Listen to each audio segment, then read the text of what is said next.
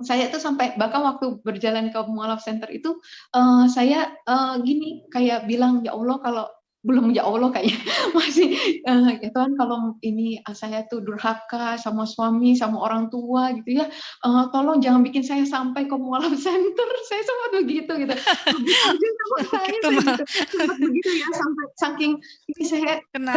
"Kenapa?" gitu. Saya udah Mhm. coba bendung dokter, tapi nggak bisa gitu ya.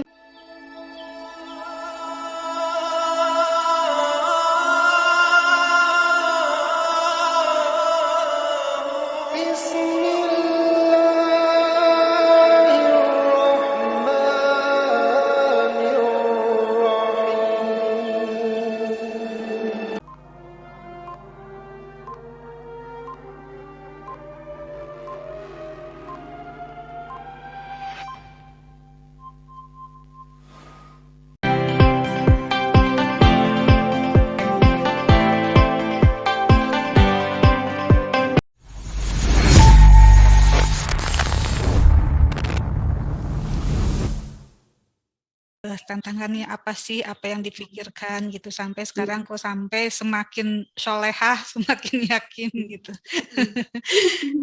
Iya, Silakan. terima kasih dokter. Iya, kalau ngomong tantangan ini yang paling tahu Umi ini dokter. Oh, pasti.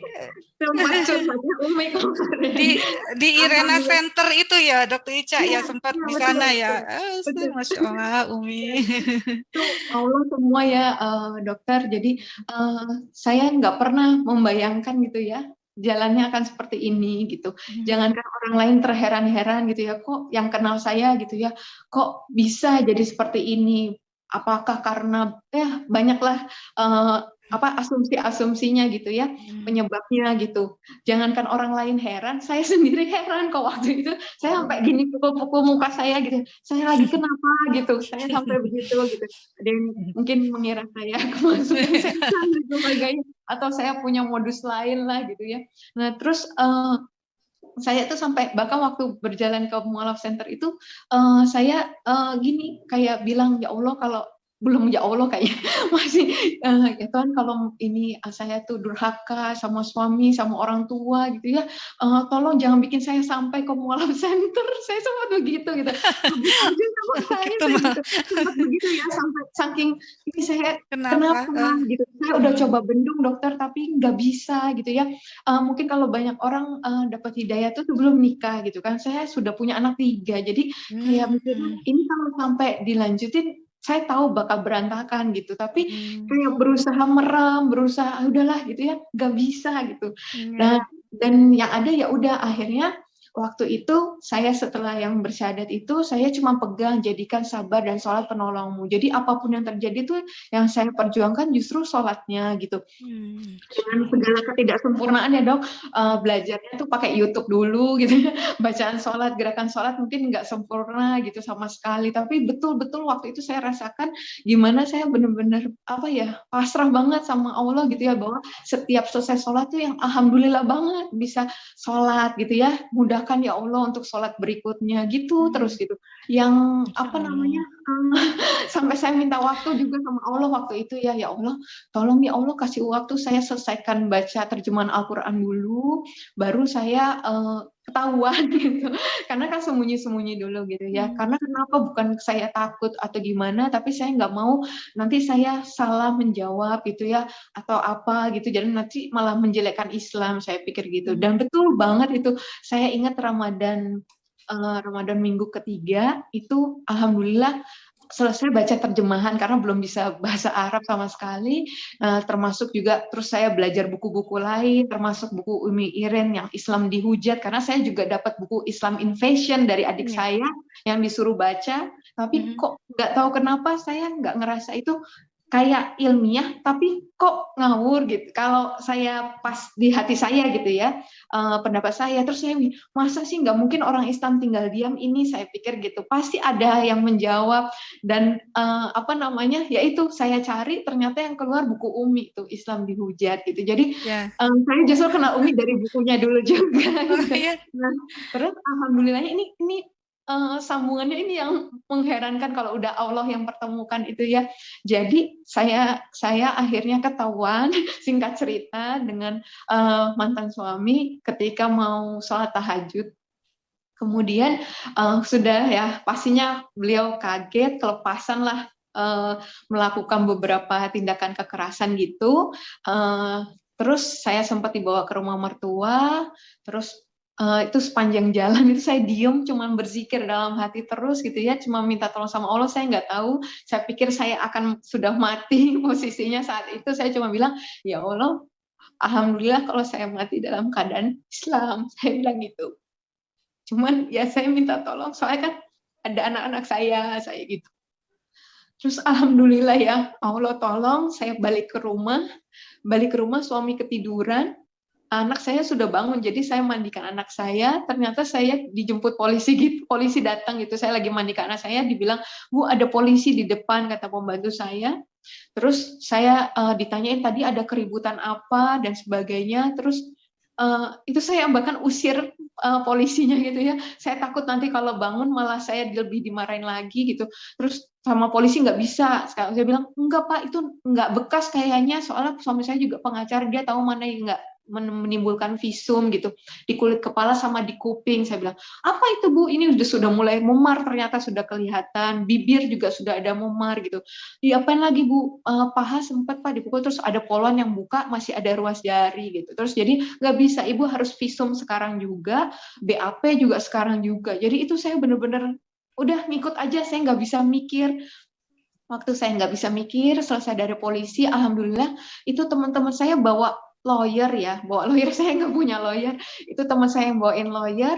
Masya Allah, ternyata lawyernya itu adalah lawyernya Umi Iren juga, gitu. Jadi itu saya itu sama beliau dibilang, Ica sekarang gimana? Ica mau pulang atau gimana? Pada nanya gitu. Ica bilang, nggak bisa, Ica nggak tahu, Ica nggak bisa mikir.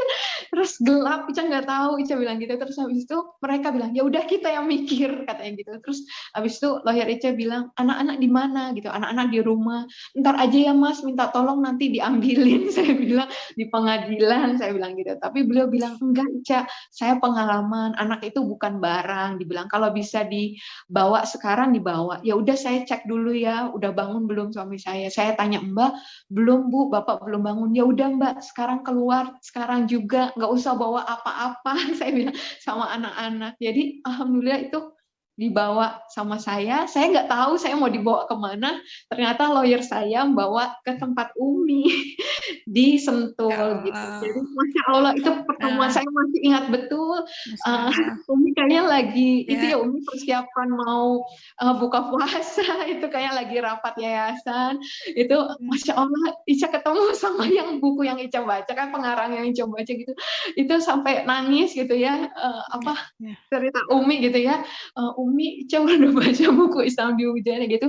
Lalu udah itu semua proses berjalan di pesantren sekitar 3 bulan.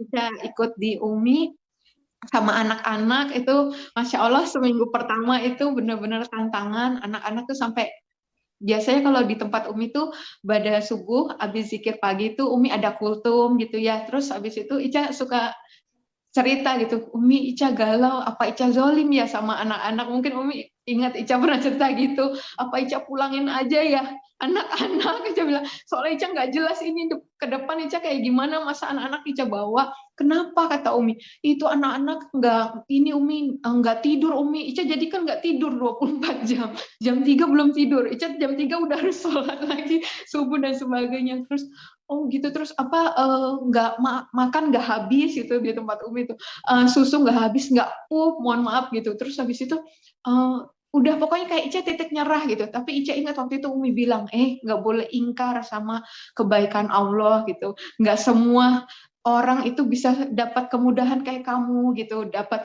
bisa tinggal terus sama anak-anak sampai hari ini gitu kan. Kamu kamu pikir nggak kalau misalnya kemarin kamu tinggalin anak-anak, fitnah apa yang akan ditimpakan ke kamu gitu kan? Mungkin kamu nelatarin anak-anak, nggak sayang anak-anak, ninggal anak-anak gitu kan? Mungkin pergi dengan laki-laki lain. Tapi kalau sekarang maupun nanti anak-anak pun diambil pun, katanya, kata Umi saya ingat tuh, mereka tahu maminya pergi kemana, sama siapa, ngapain di sana gitu. Oh iya ya Umi. Terus alhamdulillah itu Ica ingat betul subuh seperti itu, maghribnya alhamdulillah malam itu anak-anak bisa tidur gitu, udah mulai bisa Masya balik lagi Allah. makannya itu. Masya Allah banget, jadi benar-benar kayak orang mau ngelahirin kali ya dok, jadi kayak Iya, paling ya. sakitnya Iya. habis itu keluar Masya kepalanya. Allah ya. Itu Jadi sering banget. aduh, ini speechless ini Umi. Apa namanya? Sedih tapi apa ya? Alhamdulillah Bangga juga. gitu ya, bangga terus proud apa ya kata-katanya, karena baru memeluk Islam, revert to Islam, tapi ujiannya begitu berat ya Umi ya. Tapi sekarang bisa melampaui. Mungkin di sini yang menguatkan ini Umi perannya sangat besar ya. Aduh ya Allah. Masya Ada Allah, satu jadi lagi saya jalan. ingat banget tuh, dokter, jadi Ica tuh kan PNS ya, jadi Ica nggak bisa lama-lama Ya, juga cuti. Ica ya habis itu betul. Ica harus balik ke kantor PP Hmm. Jakarta Sentul, dan waktu itu memang kondisi belum kondusif banget gitu, jadi Hmm. Ica kayak masih nunggu kekuatan hukum lah gitu untuk melindungi Ica sama anak-anak. Nah di situ apa tantangan besar banget untuk datang ke kantor, karena kami tahu kalau pasti keluarga, mantan suami dan sebagainya pasti menunggu di sana gitu ya untuk Hmm. melihat Ica, dan mungkin akan bertanya-tanya lah gitu. Nah di situ Ke Ica tempat ketakutan kerja. banget. Oh, Iya, ke iya, tempat kerja dicari Ica. iya, Iya, iya. iya. Itu padahal maksudnya masih belum siap lah gitu Hmm. ya. Hmm. Nah kemudian Ica takut banget, Umi tahu banget Ica sampai nggak bisa tidur dan sebagainya. Terus Ica tahajud itu, setelah tahajud tuh dapat surat apa, dapat ayat gitu ya, ayat pop up gitu. Padahal Ica kan nggak tahu isi Al-Quran gitu ya, isi Al-Quran. Terus tiba-tiba dapat ayat Quran surat Fusilat gitu. Ica ingat waktu itu pada sama abis kultum, Ica bilang, Umi nanya gimana Ica gitu ya. Hari pertama Ica harus balik kantor. Umi tahu Ica takut gitu kan. Terus habis itu, alhamdulillah Umi barusan Ica dapat ayat. Dia bilang, oh iya dapat dari mana ayat apa? Dari Quran surat Fusilat. Ada ya Umi surat Fusilat? Iya ada ayat, oh iya Quran surat 41 ayat 30 sampai 32. Apa dibilang apa? Iya kan sesungguhnya mereka yang berkata Tuhan kami ialah Allah, dan meneguhkan pendiriannya gitu ya. Maka malaikat-malaikat akan turun dan berkata, janganlah bersedih hati, jangan Masya Allah. jangan Iya. takut, jangan bersedih hati, bergembiralah dengan surga yang telah dijanjikan bagimu. Kamilah pelindungmu dunia dan akhirat. Di sana Masya kamu akan Allah. memperoleh apa yang kamu minta dan yang kamu inginkan gitu ya. Sebagai penghormatan bagimu dari Allah yang Maha Pengampun, Maha Penyayang. Kemudian Pas kan banget gitu ya iya, dengan kondisi itu, kayak ayat itu dapatnya secara acak atau bagaimana? iya, Kok random Ica banget karena kan random banget gitu ya. Jadi itu itu ya Allah bener sampai Allah merinding ya. jawab iya gitu kan. Iya. Terus Umi langsung bilang ya udah sekarang Ica berani kan, mantep kan. Iya Hmm. dulu Umi sendirian, Ica nggak sendirian, ada Allah, ada malaikat-malaikat, jadi di situ Ica bersyukur banget gitu. Terus ada teman-teman juga yang support Ica, grup alumni Ica SMA kuliah itu ya, Oh, sampai Masya datang Allah. ke tempat Umi jemputin Iya, Ica gitu ya, bergantian gitu, iya, yang iya. Ica padahal orang yang nggak aktif dokter di grup gitu ya, yang silent reader lah gitu. Ya, Tapi kalau kita minta tolongnya sama Allah tuh insya Allah Allah yang kayak gerakin semesta iya, untuk nolong kita iya, gitu. Tapi iya. sebenarnya mungkin kalau Masya kita Allah. justru bergantungnya sama manusia mungkin ya udah dapatnya segitu aja. Tapi kalau dari Allah tuh sempurna banget, Hmm. nggak bisa Hmm. diungkapkan kata-kata itu. Banyak banyak hal gitu ya. Bener-bener waktu itu Umi sampai bilang bener ya Umi, inamal usri yusro. Setiap kita habis dengar kabar buruk apa ya Umi tetap santai gitu kayak Umi bilang. sebentar lagi masih ada berita baiknya gitu ya, ada kemudahannya gitu, dan Ya, benar sekali itu yang terjadi ya. gitu. Umi ini jam terbangnya kan udah tadi convert revert to Islamnya tahun berapa itu, jadi sudah makan asam garamnya gitu. Jadi Betul. Dokter Ica dapat ibu yang luar biasa ini di Iya. sini gitu ya, sangat-sangat menguatkan ya, punya peran. Tapi di sini maksud saya bertanya, kita tidak bermaksud untuk memojokkan siapapun gitu ya, seperti tidak menjelekkan siapapun.